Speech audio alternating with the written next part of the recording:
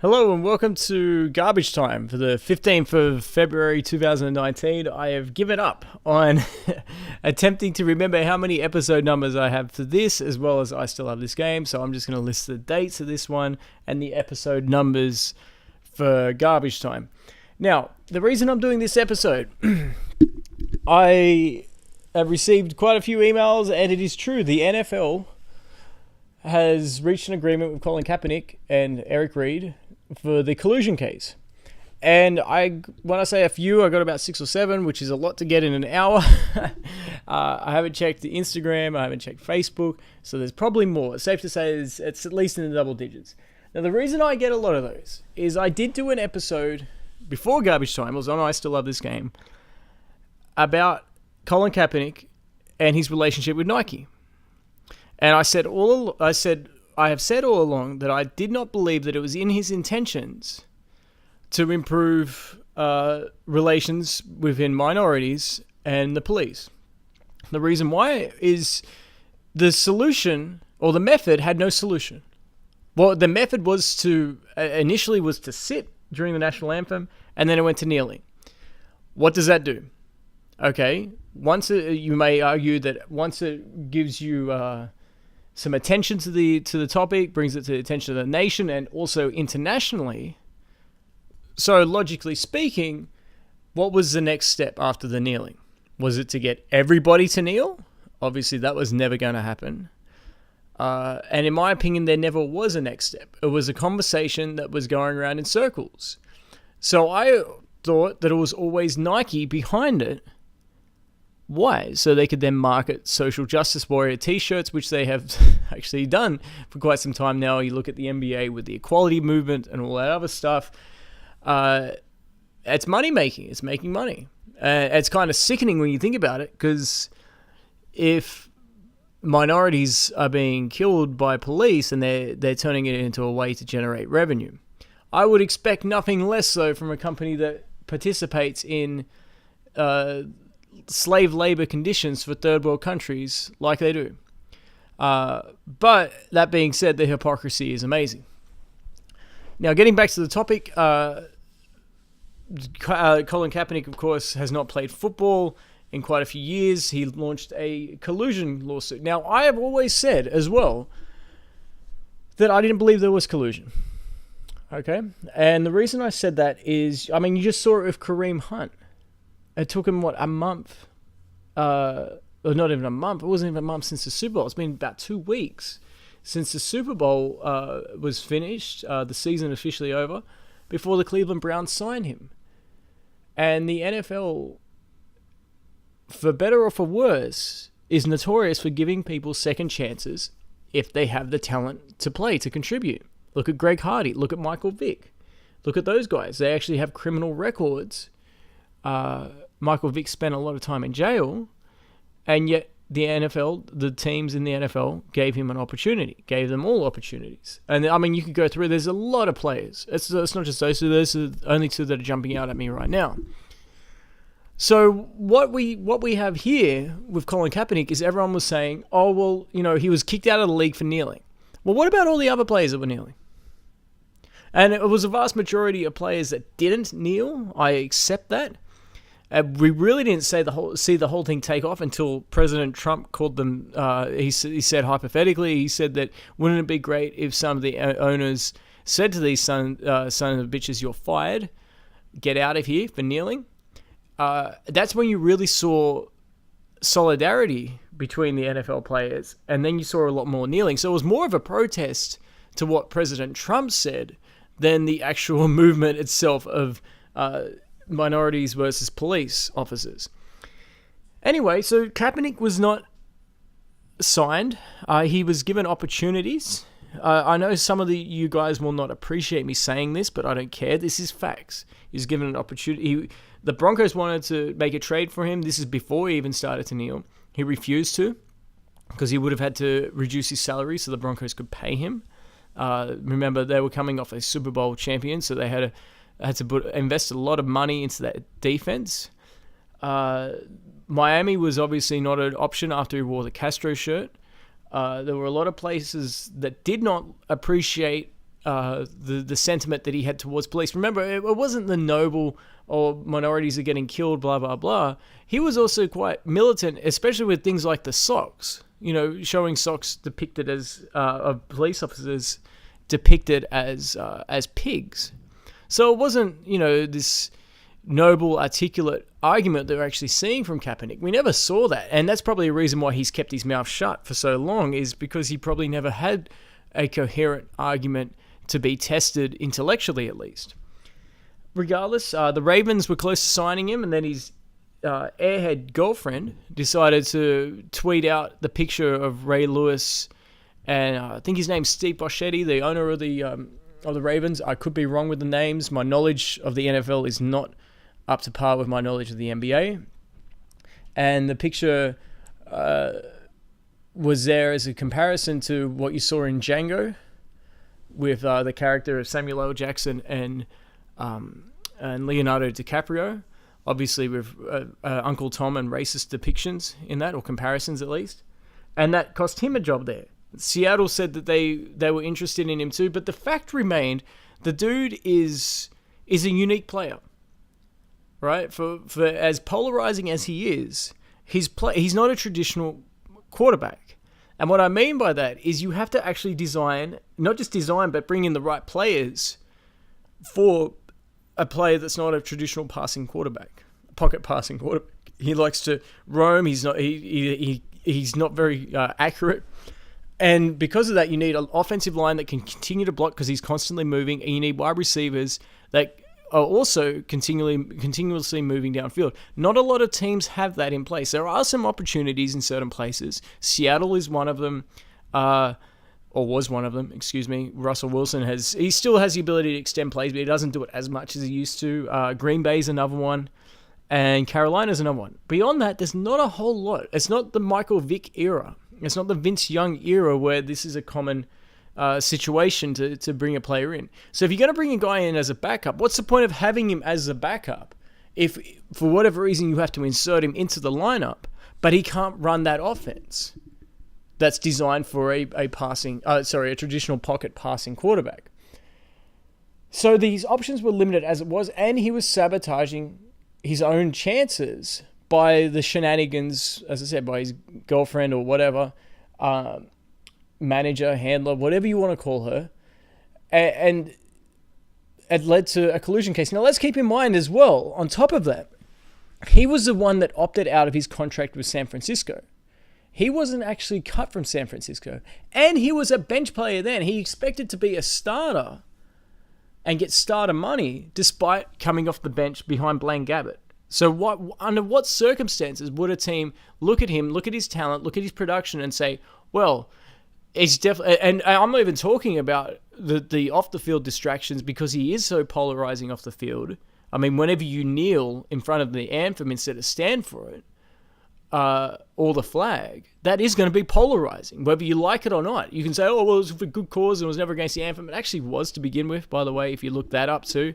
He got up and said that he was kneeling. He couldn't stand for a flag of a country that oppresses minorities. That's what his initial statement was. Of course, he toned down on that because people were saying this is unbelievable and they disagreed with it. So, of course, they try to backtrack that. This is stuff you never hear now in this conversation. And then no team wanted him. And he had a small window with certain teams, and then he pissed that out the window, and then that was gone. So what's the next logical step? Okay, let's file a lawsuit against the NFL and say it was collusion. And that lawsuit has continued on. Eric Reed was a part of it, but that kind of like they had nothing with Eric Reed because he played for Carolina. He just got a big extension a couple of days ago. So that was that kind of showed how little they had in that. And then you look at other players that were kneeling, like Michael Jenkins and other players, and they were signed. Once again, because they were talented players. You need to be a talented player. You can't just be a social justice warrior and demand to play in the NFL. And then the lawsuit continued because he wasn't signed. There was reports, and once again, purely reports. I don't know if this is true or not. Reports that the new football league, the AAF, they were interested in signing, but Kaepernick demanded, this is unbelievable for a semi-professional league, Kaepernick demanded $20 million a year to play there. $20 million a year to play there. He wanted more money to play there than Dak Prescott was getting paid. And Dak Prescott is the starting quarterback for the Cowboys. Now, of course, Prescott is on a rookie contract, so we've got to keep that in mind. But that's still ridiculous. So today, a couple of hours ago, we found out that the NFL settled with Kaepernick and Eric Reid in the collusion. Because the case was to say that it had nothing to do with anything else. It was just because he knelt. So therefore, he was being blackballed by the NFL. All the owners got together and they said, no, we're not going to sign you. So that was the collusion lawsuit. It was settled today. And I've been receiving emails. I just received no one then as I've been talking, saying that am I ready to admit that I was wrong? That there was collusion? And absolutely not. And I'll tell you why. Kobe Bryant. We all know who Kobe Bryant is. He was accused of raping a girl in 2003 in Denver, Colorado. And the accusation of rape is a very serious one. Kobe admitted to cheating on his wife and having sex with this girl. However, he vehemently denied that he raped her. The case never went to trial because Kobe Bryant settled with her. It also included a confidentiality clause as well. But he settled with her for an undisclosed amount for her to drop the charges. So if we are ready to make the connection that if the NFL settled with Colin Kaepernick and therefore they are absolutely guilty, does that mean that Kobe Bryant is guilty of rape because he settled? Absolutely not. Maybe it was just the best option. We will never know. Now, is it possible that there was collusion and maybe the Kaepernick camp had a smoking gun? Maybe they had emails. Maybe they had testimonies from other owners. I mean, it's possible. Of course it's possible. I mean, who would be surprised? But I'm not ready to make that jump. People are innocent until they are proven guilty. And that applies for Kobe Bryant, and that applies for the NFL as well. And the NFL owners, So unless if you're willing to say that Kobe Bryant is absolutely a rapist, you cannot come up to the conclusion that the NFL is guilty of collusion just because they settled. It's just that simple. If you have a difference of standards, if you say that Kobe Bryant is innocent of rape and the NFL is guilty based off those two things, virtually the same things, then it's just a contradiction. It's just that simple. And because of that, because we don't know, that I'm not willing to admit that I was wrong. Now, if I am wrong, then I would fully admit that I'm wrong, and I will accept that. But let's be honest, we're probably never going to know because the only things we will hear will be minor leaks from sources that you cannot trust. So if people, it depends what side of it you are on. I am undetermined. I don't know yes or no. It could be either way. And now, but if you ask me personally, like what I say by that, if I was on a jury, that would be my answer because I need to see the evidence. Now, if you ask me if there was collusion, I'd say no. Because if you look historically, and even in recent history, the NFL has won.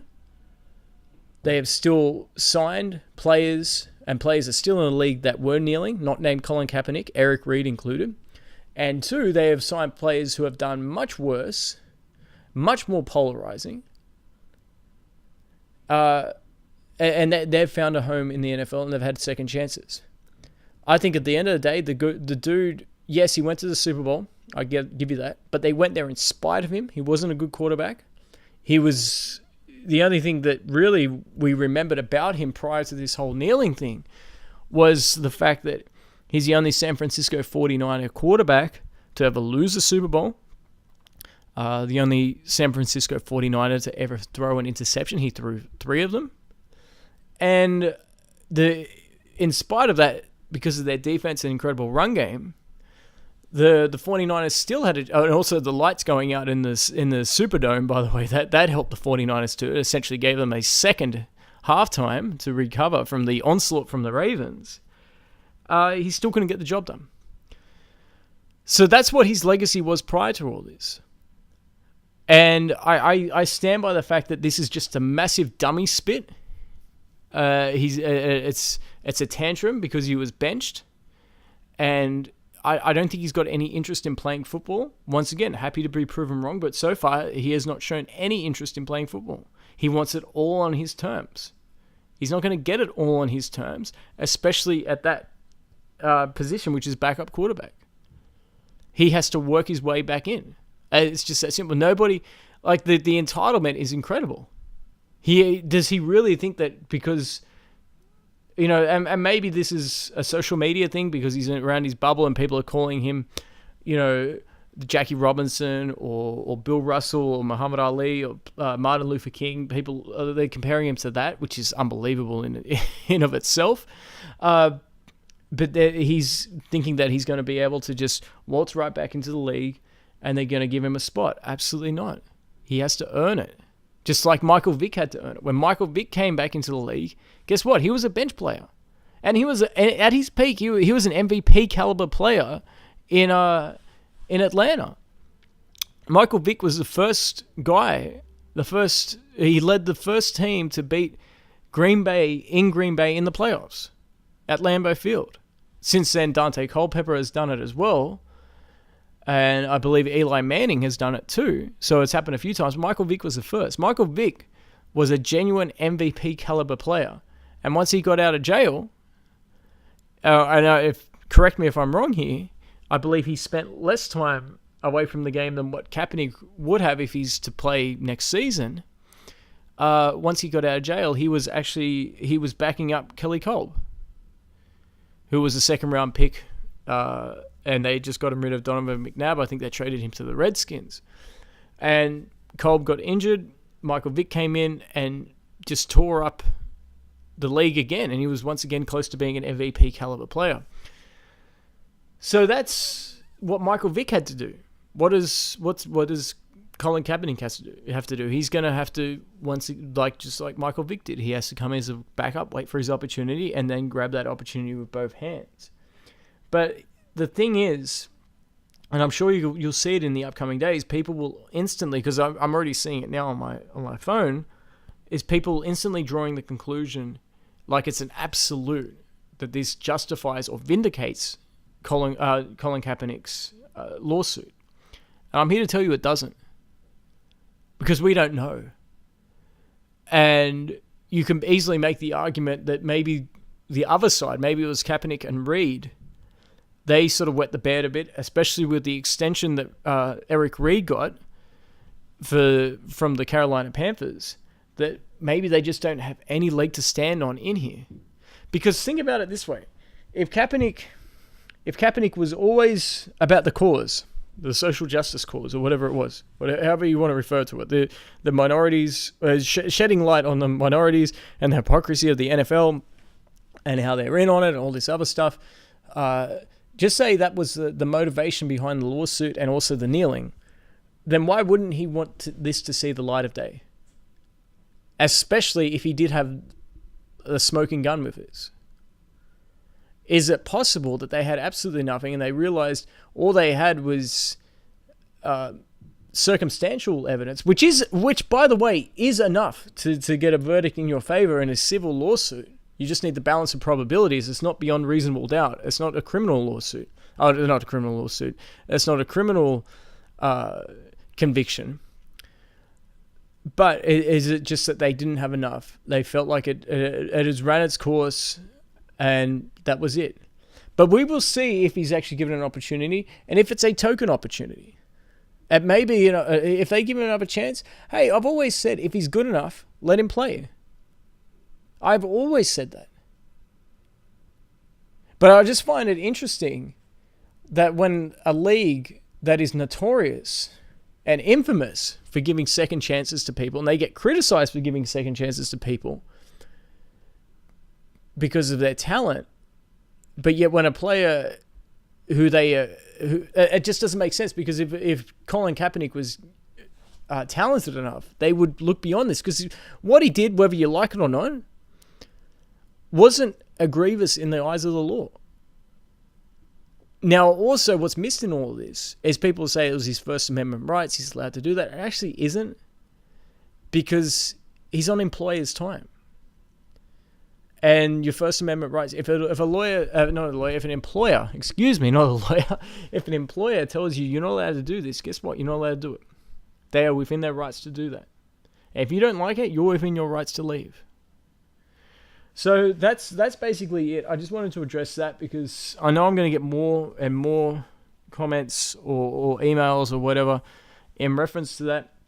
So I wanted to get that out now because I want to enjoy my time off, my sabbatical. Speaking of which, today we've recorded an episode with Mike Fryers about the greatest centers in the 90s, which kind of deviated into the greatest centers of all time discussion. That will be released tomorrow. I highly doubt I'm going to be doing another podcast for a little bit. I want to have a sabbatical as well. Damn it, I think I deserve it. Regardless, I hope you're all having a wonderful day, and check us out on istilllovethisgame.com, Instagram, I Still Love This Game, facebook.com/I Still Love This Game. There is a group on Facebook as well if you prefer to post your own stuff and initiate discussions. But that is more to do with basketball than it is football. But hey, whatever. I'm easygoing, man. This conversation had absolutely nothing to do with football. Basketball, excuse me. So once again, the point I wanted to make here for about the fifth time is just because there was a settlement does not, especially when there's a confidentiality clause, there is no way to objectively determine which side caved and which one didn't. There is absolutely no way. And if people are telling you it is absolute either way, you can tell which way they stand. They want you to believe their side of it. And right then you can tell that they are being completely subjective and they don't care about the truth. All they care about is hearing the sound of their own voice. I don't know why. I don't get it. It's maybe to make themselves feel better. Maybe to justify their own thoughts or whatever. I don't know. I'm not going to get inside their head. But there's absolutely no way to determine who was at fault and who caved based off what we found out today.